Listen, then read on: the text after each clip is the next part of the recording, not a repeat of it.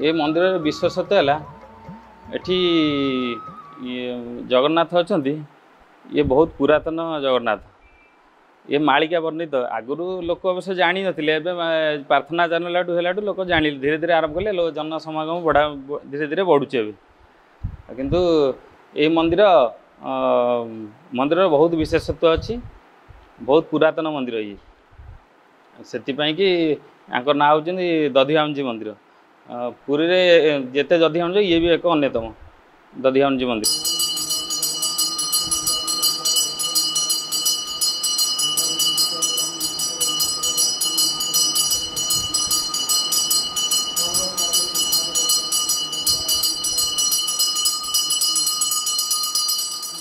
ये दधिवामजी मंदिर पूजक ना हूँ विवेकानंद पंडा। ये मंदिर आमर बहुत पुरातन मंदिर आगुरी आमर थिला मंदिर गाँ थिला आम नई सेपटे चलो नदी गर्भे लीन होता सेपटे मंदिर थिला सेपटे सेते वर्ष ये पुराणा मंदिर आउ ये बहुत दशंधीर मंदिर ये मंदिर होती मालिका वर्णित ये मंदिर मालिका वर्णित मंदिर बहुत राउंड ये मंदिर बहुत ना अच्छी आगुरी छोट मंदिर थिला तले थिला सेते बेलू तो आम बापा जेजे आम मूलू आम देखी आसु बहुत पुरातन मंदिर आउ नदी गर्भे थिला तापर सेपटू आसिकी एपटे गाँव में मंदिर सब बसवास जनबसती है जनबसती बेलू धीरे धीरे धीरे धीरे मंदिर यही मंदिर जो होती नुआ मंदिर होती वर्षे है आरंभ हो काम आउ ये मंदिर मालिका वर्णित मंदिर आपन देखी ए प्रार्थना चैनल देखुला आमर ये गाँ ना भी कही ये मंदिर मालिका वर्णित एमती ठाकुर लीला अच्छी ये प्रति वर्ष रथयात्रा अनुष्ठित हुए रथयात्रा दोल सबू ठाकुर जेते पर्व सबू पालित हुए जन्माष्टमी दोल खास कर रथयात्रा रथयात्रा धूमधाम रे पालित हुए।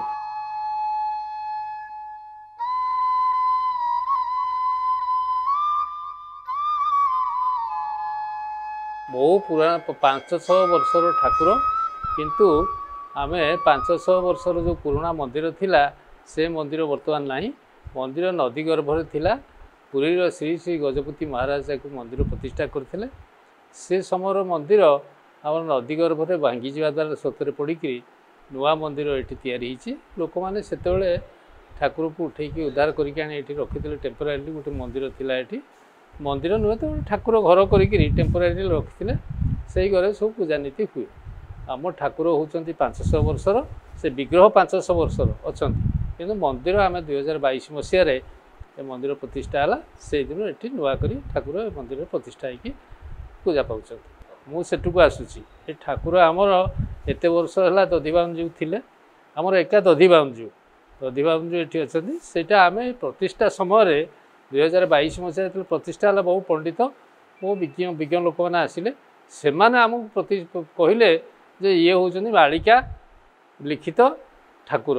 मालिक वर्णित अच्छी कथा आम तापर मालिका खोजिलु मालिका खोजी यूट्यूब देखला बेलू लिखाई ये हूँ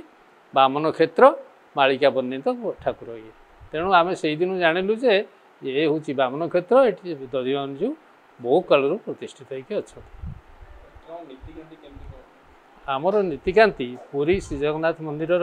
नीतिकांति सहित समांतराल भाव चले रथयात्रा हुए अन्य जहाँ जहाँ पर्वपर्वाणी सब हुए किंतु आमर ये जगन्नाथ एका अच्छा दधिवामजी ना माँ सुभद्रा आ बलभद्र ना कहीं ना एमती खाली आमर एठी बोली अच्छा नुहे जोटी जोटी एका जगन्नाथ अच्छा कौटी आमर दधिवामजी ना अच्छा कौटी पतितपावन ना अच्छा कौटी अन्य ना सब अच्छा तेणु आमर ये पतितपावन ना पतितपावन बाहर जन रहा कथा रही एठी आमर दधिवामजी ना अच्छा एवं ये सही कालू रही आमर रथयात्रा अन्य जहाँ पर्वपर्वाणी पुरी जेपरी हुए आमर सेपरी समांतराल भाव में चले पुरीर श्री श्री गजपति महाराज ठाकुर को सेवाई जमी खंजी से जमी भी अनेक समय बहुत जमी सब नहीं गले लोक मैंने आम कि अच्छी संपत्ति से संपत्ति एवं भी अच्छी ये जो जगार मंदिर होती ये भी ठाकुर संपत्ति आपको भी पुरीर गजपति महाराज दान कर।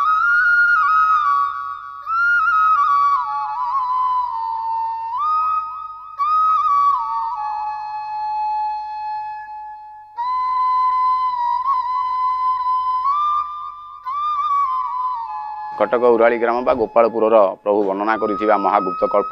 टीकार 43 पृष्ठार से वर्णना कर ये हूँ से बामन क्षेत्र बा प्रभुंर तृतीय जन्म क्षेत्र प्रभुंर जो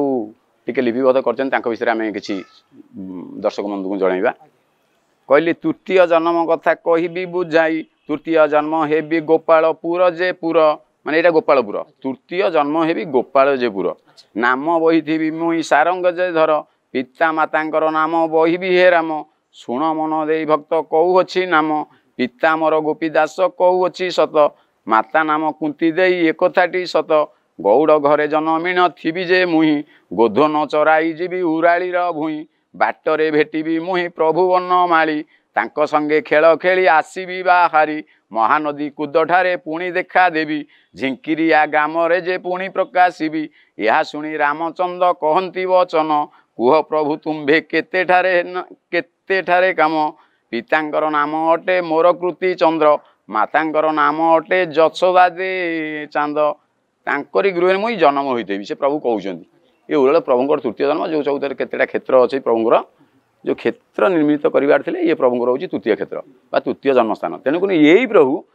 जीवे कौड़ी किकटन भी प्रभु कही गृह मुई जन्म होइबी एठी जो प्रभु जन्म होइछंती कमलपुर से प्रभु जन्म हेबे जोड़ी लीलाखेला करेंगे ये तृतीय जन्म है सेठी केते जन्म थी देखा पड़ो कमलपुर मुही खेल करुथी करण कूल मुही जात होती मैंने वैष्णव दीक्षा ग्रहण करी से वैष्णव दीप्ति थे करण से थे नामकरण चली